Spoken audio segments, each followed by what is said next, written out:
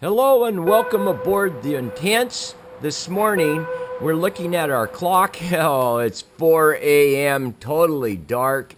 I'm getting the camera set up, putting the lenses together. Everything is looking really good. The water is just flat as glass. So now I'm going to drop the camera in and we're going to go to a depth of almost 500 foot. And this morning I'm looking at the marine snow. These are all kinds of algae, maybe chemicals, heavy metals, who knows what's in this. But the deeper I travel with my camera, the more I see of this marine snow. And that's exactly what the EPA calls it. Now we're sitting on it quietly, just holding still, and there's a lot of snails. I'm not sure what their proper name would be, but as we move the camera along over the seafloor, we see that they make little roads all around where they're moving.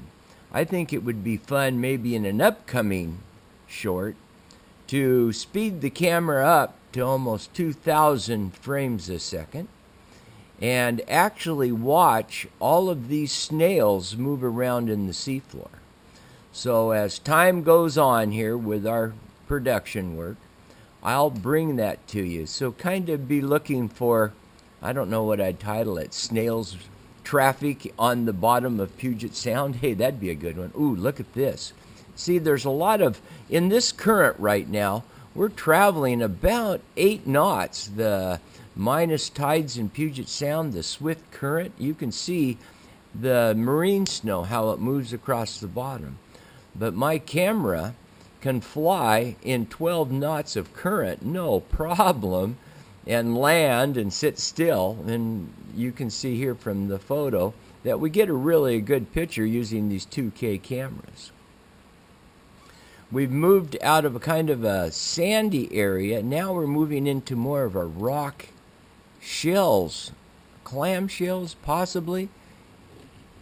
And we're moving upward, and I'm looking at our depth finder. Right now we're in 492 feet. Amazing, isn't it? I think back at the days when I was on the boat fishing, and I'd always look out over the water and wonder what the seafloor looked like. Gee, I wonder what it looks like under us right now. Well, here you go, live. It's happening.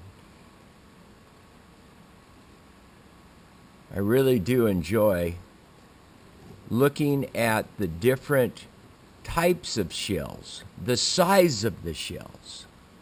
There's large ones. I might be what's called a horse clam type shell.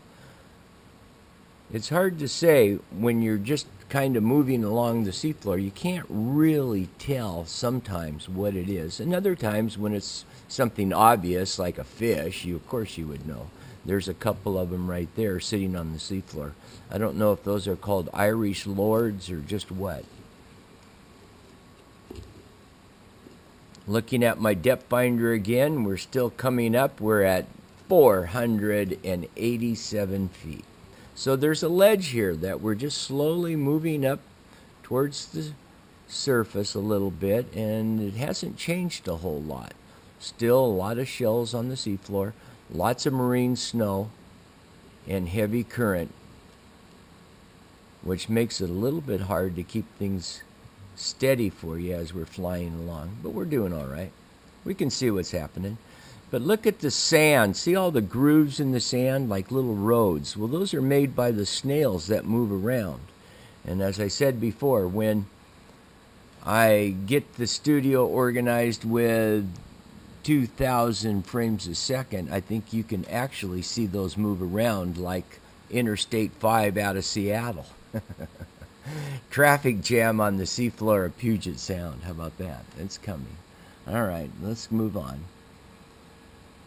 Just nice, easy movement here with the current.